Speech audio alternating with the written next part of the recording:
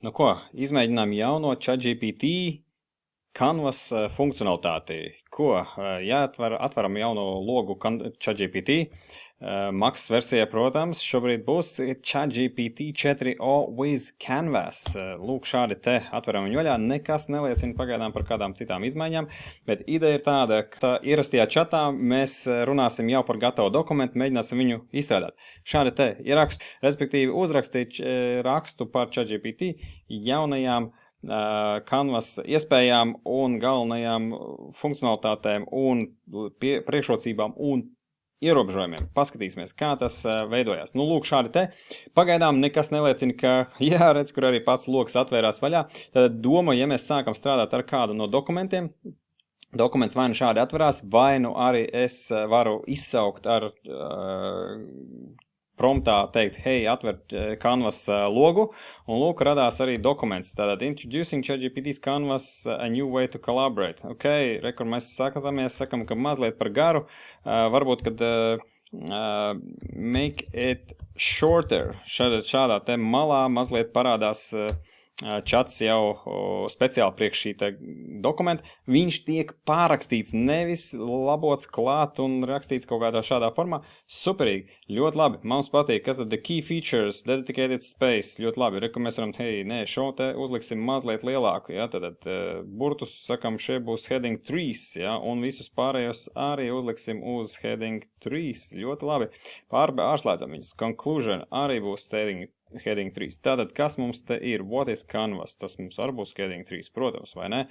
Ejam uz priekšu, un tad introducing, protams, ka tas mums ir nevis heading 3, bet heading 2, protams, lielāks. Tas man nepatīk, vai ne? Paspiežam Ctrl Z, neko nedod. Iesibu šo te atpakaļ un sakam, ka šis mums ir normāli body text, un šis arī būs body text. Nu, lai vai kā, šis varbūt nav tā foršākā funkcionalitāte, bet mēs varam viņam teikt kaut kādas citas lietas. Piemēram, dedicated space, editable text, multipurpose. Sakam, ka Klau, pievieno vēl kādu feature klāt. Tātad, ka mēs varam ask ChatGPT add another feature. Paskatāmies, kā viņam tas izdosies. Ja, 4. versija, 4. klāt, version history, super, ļoti labi. Un tā tālāk. Tātad, rekur ir forši, nākamais posms. Man gribās izdarīt tādu. Dažreiz šeit parādās arī papildu jautājumu, ko mēs varētu uzdot. Šobrīd nav, bet mēs varētu šeit uztaisīt tādu lietu. Iztulko to latviski. Pamēģinam. Un lūdzu, viņš tā paša dokumentu vietā uzreiz rada citu versiju.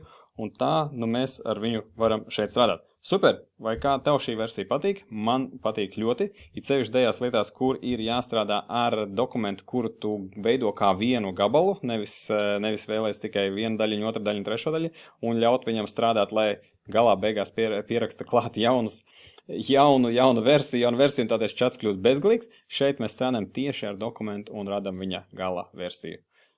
Iekomentē, uzrakst man, kā tev patīk šī ideja, strādāt ar ChatGPT Canvas. Bet tagad pēc tā superīgā ievada uztaisīsim vēl vienu kādu eksperimentu. Un šis arī ir tā kā dzīves eksperiments un pamēģināsim uzrakstīt jaunu lietu. Pastāsti, kas ir gravitācija. Ja, kaut kādas ļoti vienkāršas lietas. Un lūk, šeit šis Canvas loks neatverās vaļā. Ja, tad, hei, nu kā tad tā? Pamēģinām uztaisīt atver Canvas logā. Ja, pamēģinām šādi te. Un tas arī notiek, ja? Tad šādā veidā atverās šis apraksts, Canvas logā, hei, varam viņu pilnībā vaļā, pagaidam, kad viņš Newtona, redzēt, kā viņš uzvērās, ja?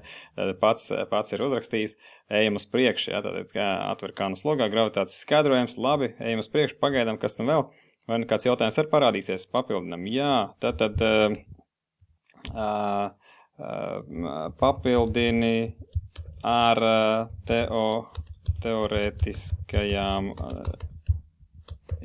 formulām, es nezinu, kāpēc rakstīju teorētiskajām, bet formulām, jā, papildinu formulām, super, nu tad drūs arī, kur ir raksts, jā, tad viņš taps ar kaut kādām papildinājumiem, forši, jā, nu, jā, tāds labs.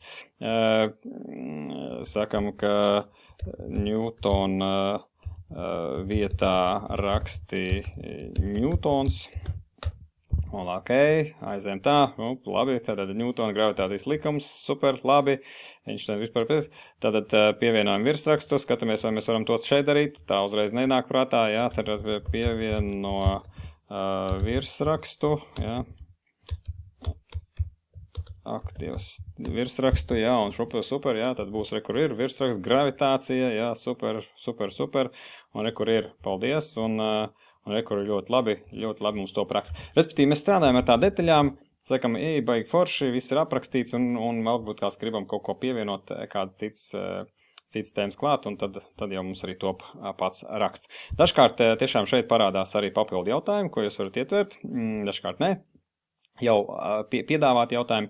Šobrīd, lūk, šādi te tapa raksts un skaidrojums, un varam turpināt savu mājas darbu un uzdevumu pildīt.